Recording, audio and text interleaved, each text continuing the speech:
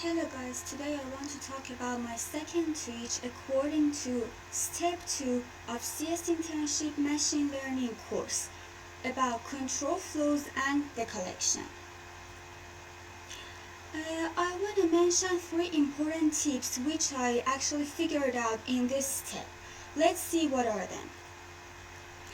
Okay, let's actually start with the list and dictionary comprehensions. We want to see what are comprehensions and generator expressions and what are they used for. Okay, first of all, look at this code. As you can see, we've got a list with 4 elements and we want to get their squared for the result. Okay, as you can see, we've done this actually program, and the result would be according to the elements 1, 4, 2 multiple 2, 3 multiple 3, 9, and 4 multiple 4, which would be 16. Now the point is how to write a smaller code and have the same result. We can use something which we call one-line loop. Let's see what one-line loop means. Okay, as you can see, we've got something in Python which we can have one-line loop in order to create a new list or dictionary from a sequence. The formula of the list comprehension would be something like this. And we can write the code that would be actually smaller. See, the result would be absolutely the same result that we saw: 1, 4, 9, and 16. Now, what about the dictionary comprehension? Look, the same formula like this, but for dictionaries, and we've got the same code. As you can see in the dictionary, as we talked about before, we've got the keys and the values. We've got the keys and their values: 2, 4, 3, 9, 4, 16, etc. Alright, now what about the generator expressions? What are them? Look, if we omit the square brackets in a list comprehension, then we've got actually put parentheses instead of the square brackets, then we've got generator expressions. Let's see the structure of a generator expression. Look, we've got the same code in here, but with actually parentheses. Now look at the result. Will the result be the same as the actually list comprehensions and dictionary comprehensions? Look, after writing this code, we've got the result without any square brackets. It means that we've got no list. It doesn't return a list. It actually it can be used as the iterator in a for loop. And the point is, it's the generator expression actually advantage is that we can use it when the entire list isn't generated in memory, and the result would be that the large sequences can be generated with little memory. Okay, now let's go to the second part that I want to talk about: the indentation in our code. See, we've got actually Python uses the indentation of statements to delimit the blocks, the body of the control flow structs. What are the control flow constructs? Actually, we talked about them on my post. You can see we've got if, elif, else statements, while loops, and for loops. These are called control flow constructs. Now, we want to mention something that we say compound statements. What are compound statements? You know, the control flow constructs are compound statements. What are their structures? Let's see. The structure would be something like this: the compound statement clause with the block, and again the compound statement clause with its block. Let's see an example for better understanding. Okay, look, sometimes we want to actually make our code seem like smaller. We don't want to have extra lines. What can we do? As you can see in here, we've got semicolons after actually each variable when the variable definition is done. Look, we could have x equal to 1, then in another line we could have actually y equal to 0, and in another line z equal to 0. But the point is, we wanted to make our code seem smaller. So we created this semicolon so that we can have a smaller code. And the result would be, according to the code, 1, 1, and 10. Okay, so let's get back to the indentations. I talked about the actually advantage of the indentation, but we've got some disadvantages too. What are them? See, the indentations made in a code may be confusing. Like, for example, look at this code. As you can see, we've got a small indentation in here, x equal to 1, and then we wanted to print x. The expected result was 1, but we've got an indentation error. Why? See, we've got an extra indentation. Indentations are essential in Python programming. Python is sensitive to indentations, but no extra indentations. They are absolutely forbidden.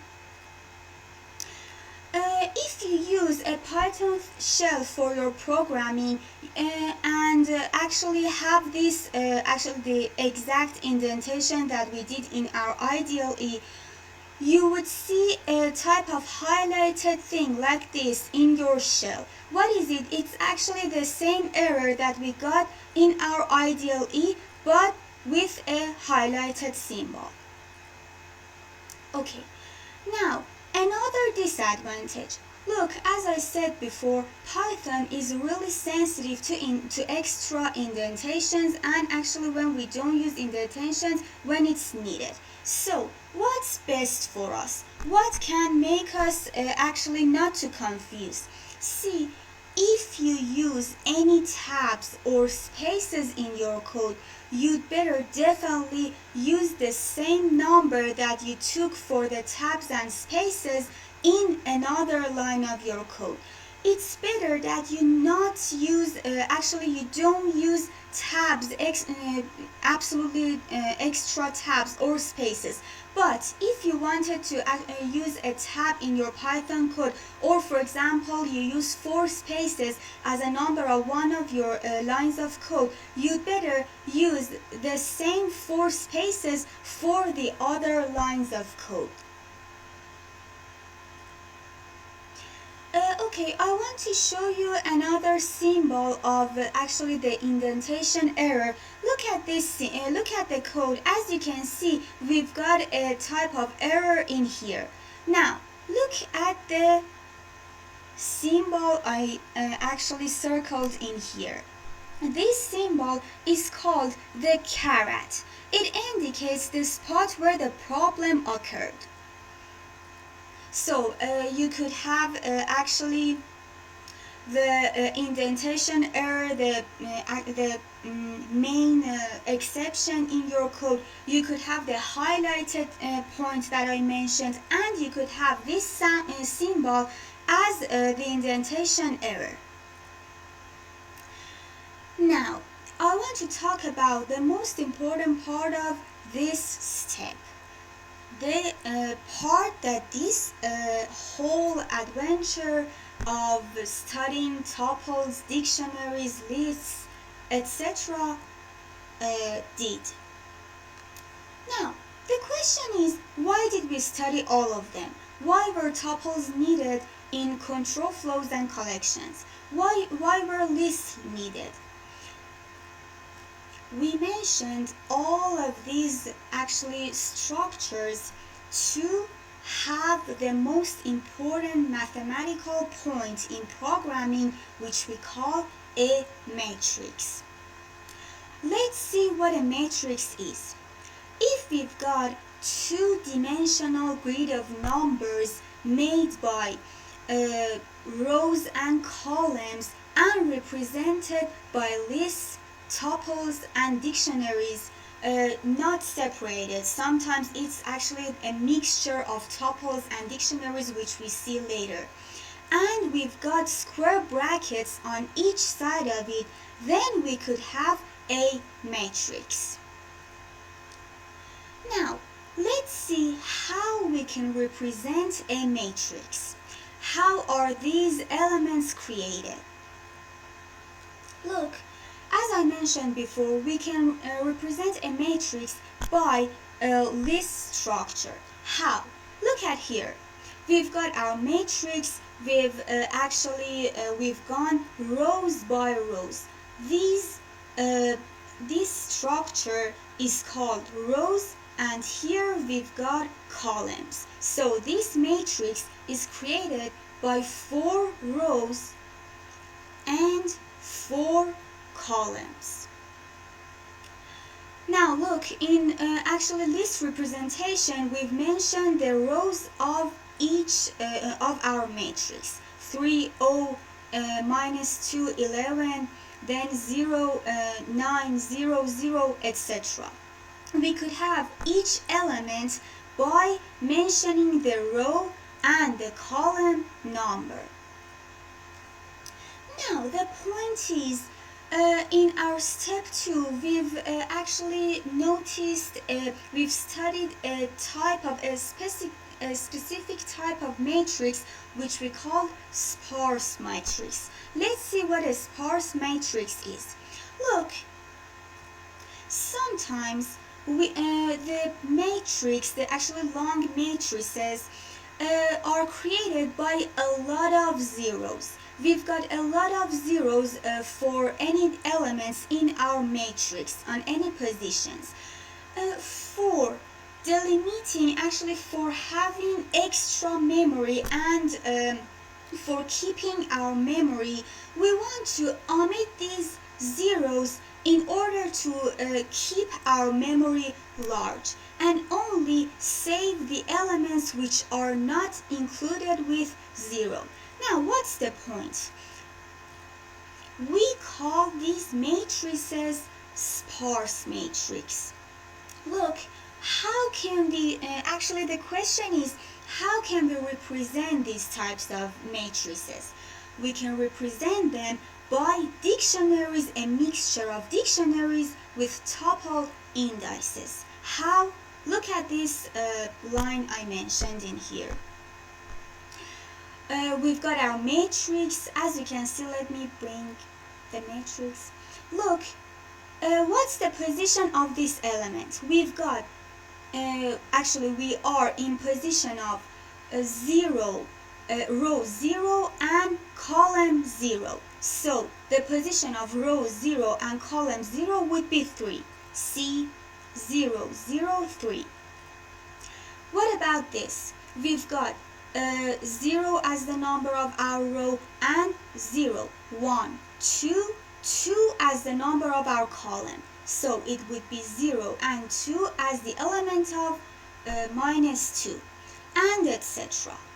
So we've got actually 2 ways to represent our matrix, but we can represent them by lists or a mixture of dictionaries with tuple indices.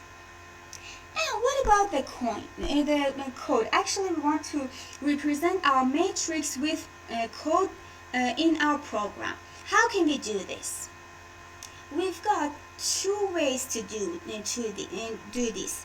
Actually, the easier way is that we use the actual code, which is we can actually get the number of our row and the number of our column in our matrix, and then we can define a variable called element, and we want to say if actually the element was non-zero element, you can specify that, otherwise return 0.